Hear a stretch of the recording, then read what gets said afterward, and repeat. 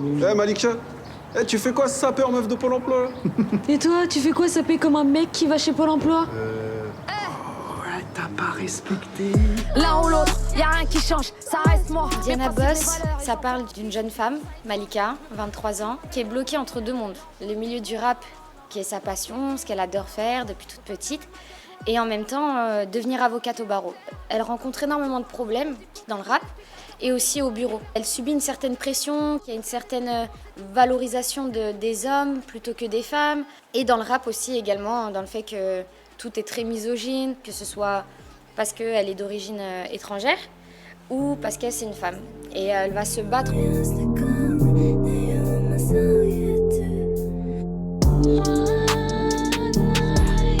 Comment elle s'en sort, comment justement elle va sortir de tous ces clichés, voir son évolution sur ces deux mondes. Est-ce qu'elle va réussir, est-ce qu'elle va pas réussir, c'est vraiment... c'est comme ça. La musique, ça a été une sorte de thérapie. Là où elle a dû beaucoup garder le silence, elle a trouvé le rap. Mais on sent que c'est une personne qui a beaucoup enduré, qui comprend le monde, qui comprend là où elle est, qui comprend comment on l'aperçoit. Mais Boozer, meuf, on a saigné tous ces albums, on est allé à tous ces concerts-là. Tu vois ce que tu fais là, c'est comme quoi? C'est comme si genre la NASA, elle te propose un voyage tout frais payé dans l'espace, et toi t'es là en mode non merci ça va aller, mais j'adore Pantin.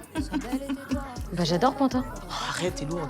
Ah mais je vais pas aller clasher des mecs à la radio, je suis avocate. N'en fais pas trop, laisse-les devant toi. Avec Lola, l'amitié est très forte, elles sont très libres toutes les deux dans tout, elles sont sans tabou, elles sont... Enfin voilà, elles sont marrantes, elles sont rigolotes, une vraie amitié quoi, entre filles. Avec Yvan, c'est beaucoup plus tendu. Yvan Bonneton. Malika, Ben à dire. Tu connais Morel? Tu vas voir, il est super.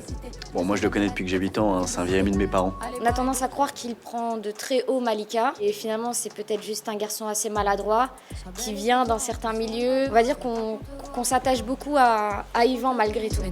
Avec son papa, c'est une relation où il y a énormément d'amour. Lui, il se dit que justement, il faut rentrer dans un moule pour se sentir bien. Et elle est contre ça. C'est un amour à distance. Un amour Bluetooth. Tu m'invites au grec, tellement à Hesse quand tu passes la commande, une carafe pour deux, c'est mort. Les petites gifles, tu te fais car... Comment j'ai préparé mon rôle? Bah moi déjà je fais du rap, donc je peux comprendre comment Malika ressent cette passion pour la musique. C'était difficile de jouer un rôle qu'on ne connaît pas, mais dès qu'on l'a, pour moi c'était comme dans l'eau. J'ai compris que c'était un clip parce que j'ai compris le texte, j'ai compris les rôles, j'ai compris les personnages, j'ai compris ce qu'il fallait faire. Je fais des fautes d'orthographe, même quand t'écris des chiffres, c'est mort. Je joue pas les mecs vulgaires pour épater ton ego. Tu crois que t'es un bonhomme, genre G.I. Joe, mais t'es qu'un Lego, c'est mort. Arrête de faire le dur, rien que tu fanfares. Moi, mes textes, je les ai tous écrits, mais j'ai pas écrit tous les textes des raps. On s'est aidés un peu mutuellement. Toi et moi, c'est mort. Me clasher, c'est mort. Mais t'as peut-être raison. Je suis peut-être une chaîne. Je clash pas, je mors.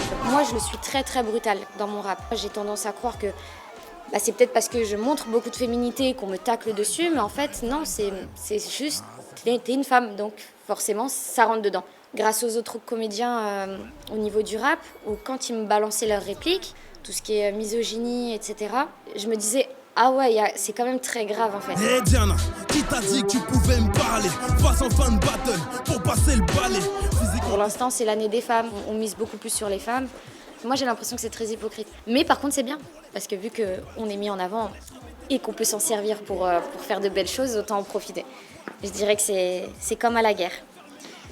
S'il y a un passage, il faut y aller. Enfin d'ailleurs, si t'as des conseils à me donner, je suis preneuse. Un conseil, de n'avoir mais aucune limite. Parce que les limites, elles sont justement imposées par ce système. Peu importe ce qu'on veut faire, les femmes, il faut qu'elles n'aient aucune limite. Et plus c'est choquant, plus ça veut dire qu'on rentre dans le vif du sujet. Tu veux un conseil? Ouais, carrément. Arrête de sourire comme une conne. C'est pas une famille ici, c'est un troupeau de chacals. Et toi, vu ta gueule, tu vas te faire bouffer. Honnêtement, ce qui me tient à cœur dans cette série, c'est qu'elle est très, très, très, très réaliste. C'est une bonne chose pour ceux qui veulent s'intéresser au milieu du rap ou pas, parce qu'on défend énormément de causes. Et moi, je trouve que c'est une série intéressante pour tous ceux qui ont envie de voir un peu de vrai et qui veulent surtout apprendre qu'est-ce que c'est que le milieu du rap. Attends, c'est toi Diana Boss? Sois belle et tais-toi, ne souris pas trop, faudrait pas qu'on te voie. Fais ce qu'on te dit, mais n'en fais pas trop, laisse-les devant toi. Je fais ce que je veux, personne pourra me dire si j'ai raison ou tort.